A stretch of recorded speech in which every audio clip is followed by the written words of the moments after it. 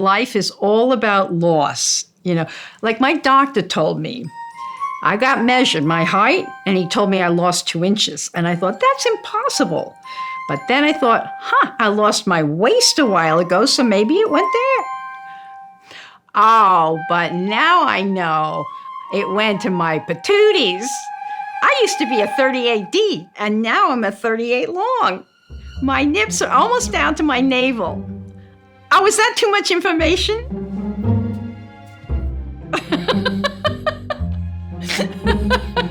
I don't know if you're going to use it, but I just did that routine last weekend at the theater. About loss. So, what was the question?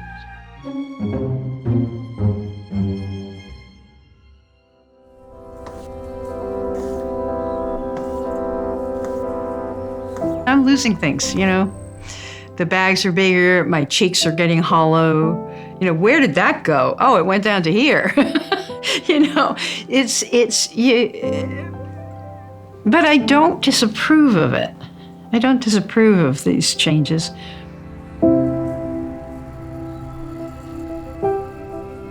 I guess it just takes a little bit more to accept your body. I call it coming of aging. Just like puberty, coming of age is very difficult because it's a real phase shift.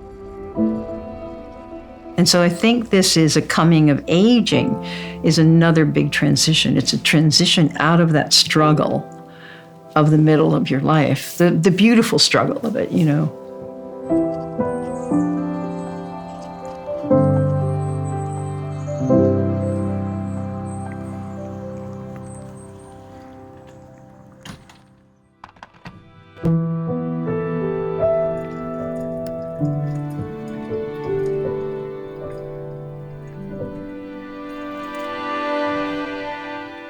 I've just been through an excruciating process of the parts of a life review. I can do a life review of all my cool stuff.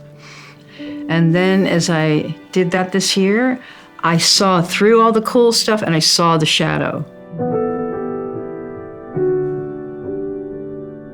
There was a crack in my story and I saw the shadow.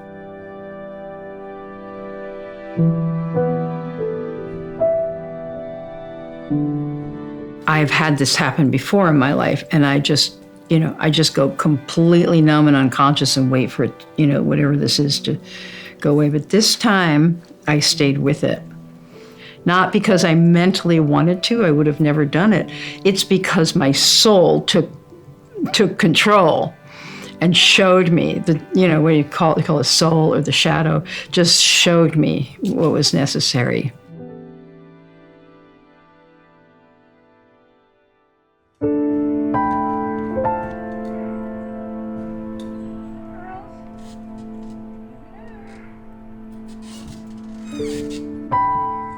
I saw the impact of my behavior on other people. And I just felt devastated that I had skipped on through life, not really taking into account who I left in the dust. I haven't been attentive to the small little feelings of people. I haven't been attentive of the impact of my actions. And so that all appeared. And it was like being a drunk, and realizing the people that you've hurt while you've been on what you thought was a fairly innocent process of, I drink, so what? I have a lot of fun, everybody loves me, at the party. So it was the reckoning with the things that I hadn't reconciled with. And I went through a process of writing or speaking to people to make amends and say sorry.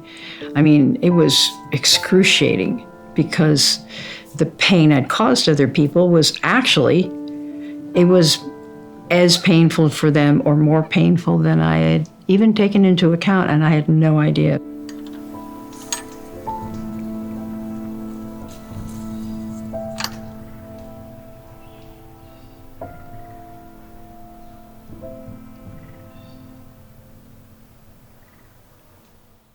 You need only claim the events of your life.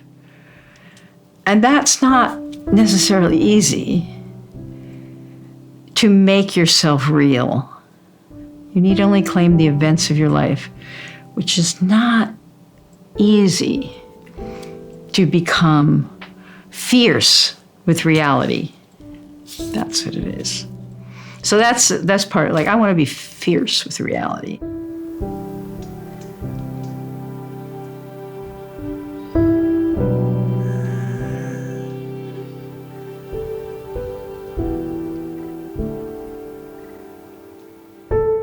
I had like one instructor, writing instructor, who said, go for the most painful place because that's where the truth is.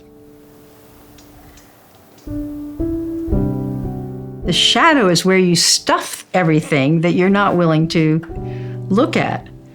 So shadow work is being able to see the dark and disgusting things that you're afraid of or that you've done and you don't want to own.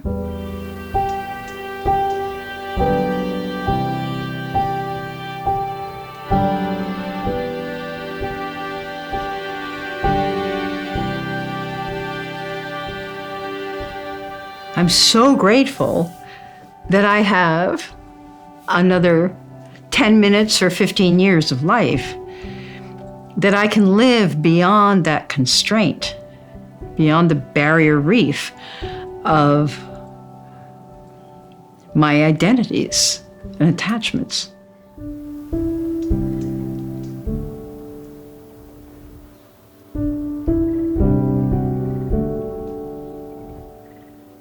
When you're really attached to yourself, things are excruciatingly painful.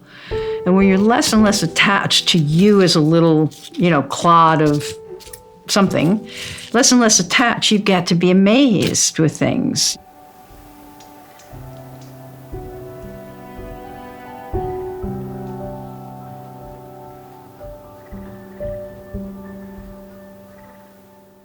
I have a friend who collects poems, or fragments of poems, and puts them into decks. And so I just go through them every day. I pick a card and I just read it, pop it in the back.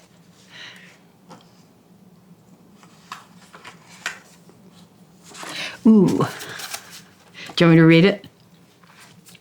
It's called Sono's Death Poem. Don't just stand there with your hair turning gray. Soon enough, the sea will sink your little island. So while there is still the illusion of time, set out for another shore. No sense packing a bag. You won't be able to lift it into your boat. Give away all your collections. Take only new seeds and an old stick. Send out some prayers on the wind before you sail. Don't be afraid. Someone knows you're coming. An extra fish has been salted.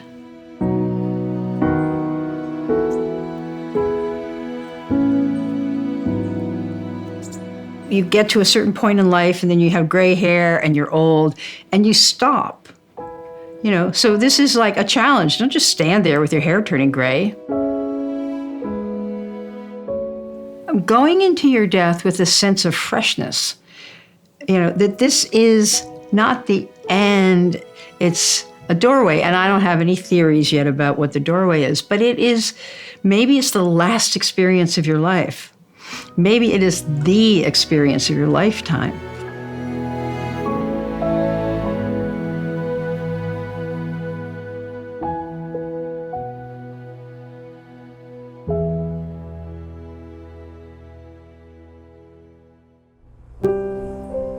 I used to think that I was going to have Helen Keller's phrase on my tombstone. Life is either a great adventure or it's nothing. Just as something that the living could walk by and like, oh yeah.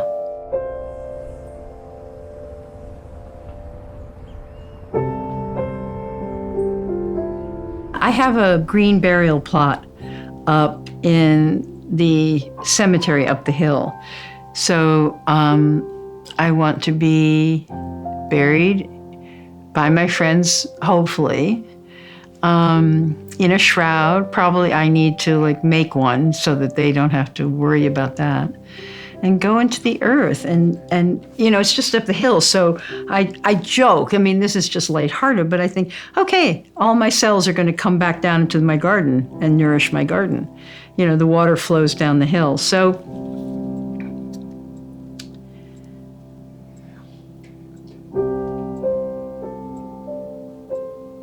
yeah, that pleases me, that idea that my flesh will go off my bones and my bones will be in the earth.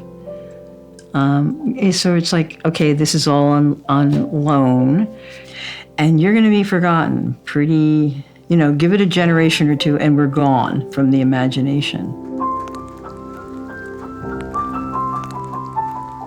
I guess it's getting to be okay with me that I am part of the multitude of people who've passed through here. There's billions of us who live and die. What an amazing, like, blink that I get to be alive.